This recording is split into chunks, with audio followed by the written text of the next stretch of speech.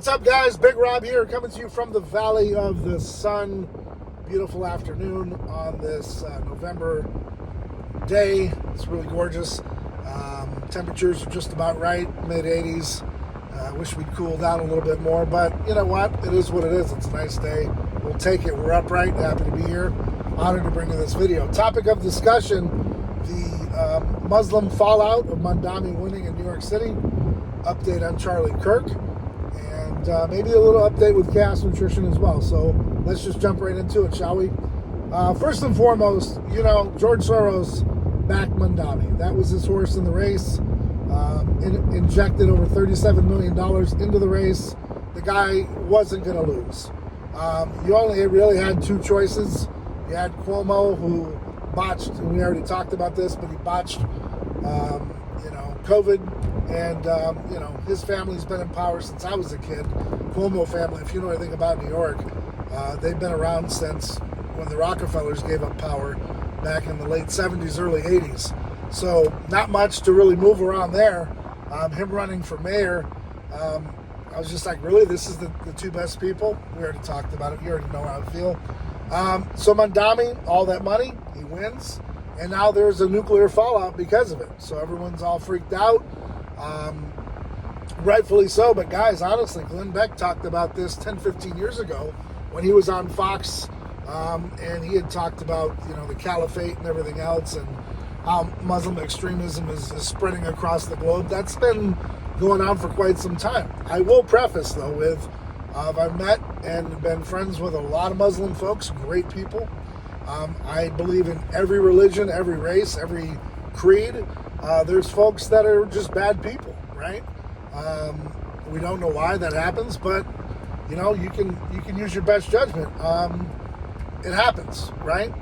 But I met a lot of great people that happen to be Muslim. I met a lot of Jewish people, very close friends, good people. But you're going to have your radicalized people and your people that are just far out there who have extreme views. And that's just, the gist of it. But like I said, 10, 15 years ago is when you could have, maybe 20, sound the alarm.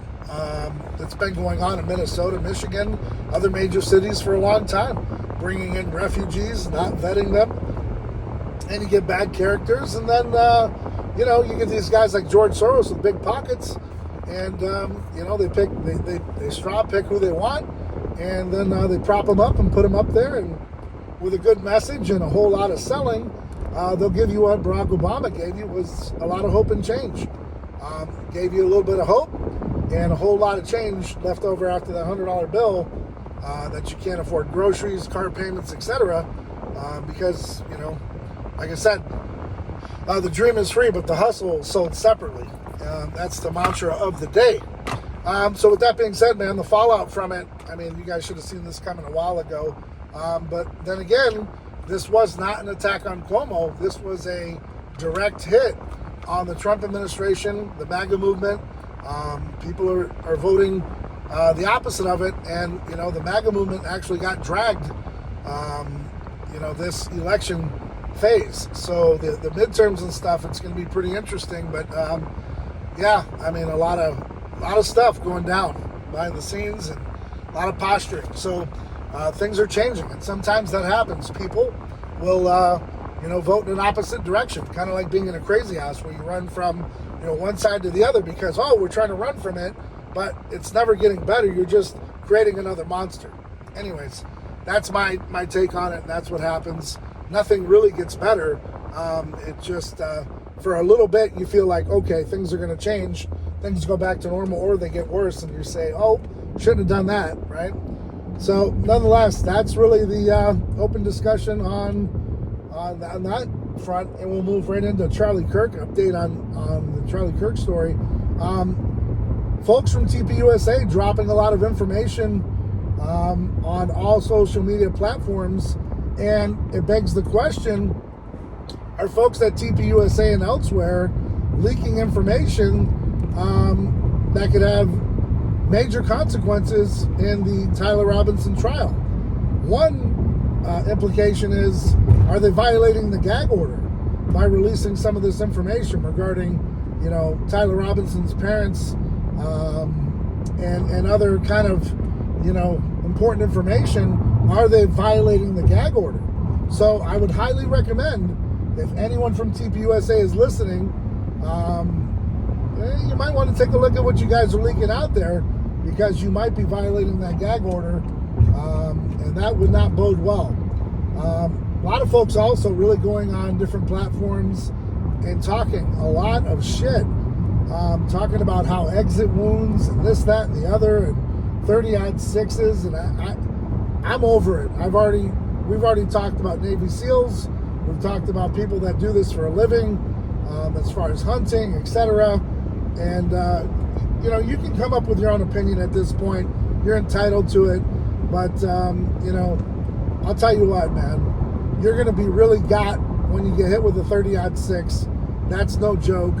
And for people that are saying, oh, well, there's no exit wound, that's normal, I'm done trying to explain it. We've had folks that have put out videos shooting random pieces of either meat or metals or cans, whatever it is, and you can understand what's going to happen and the type of destruction with a round that size or bigger. I'm exhausted with it. I'm not going there. It's go based on your own opinion. If you're an expert, go with your expert opinion.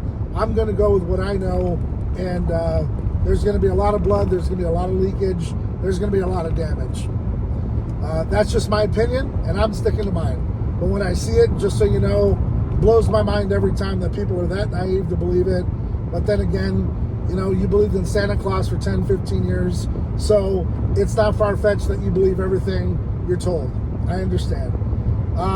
With that being said, guys, Candace Owens went out. She talked about the 12 cell phones tied to Israel, and then she went on to say, some things just aren't adding up with timelines with Tyler Boyer and his nefarious past with Maricopa County. Just a lot of shady stuff that just doesn't add up, doesn't make sense. Erica Kirk, she did her interview with Jesse Waters. You make it what you want of it. I've got my own opinion. I keep it kind of reserved. I'm just putting out the news for you. But, to me, it's all pretty wild. I mean, I think I share the sentiment. I'd be really pissed off. I am pissed off for him, that no one really fought for the evidence. It's more like, oh, we got our guy, let's keep it pushing. To me, that's bizarre. I said that from the beginning.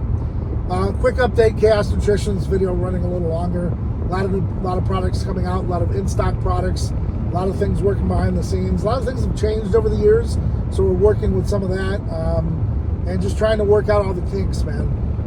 After about a year of not really moving stuff, and not selling certain products, everything updates and has to be changed. Ingredients, labels, all kinds of stuff. It's a lot of work, and it just takes time. But, we're here, we're rocking, and we're doing our damn thing, and I hope you are too. So thanks for tuning in, guys. This was a long one, but a good one. I hope you enjoyed it. Hope you got something out of it. And nonetheless, guys, stay ride or die. Keep doing whatever it takes. Till next time, I'm Big Rob.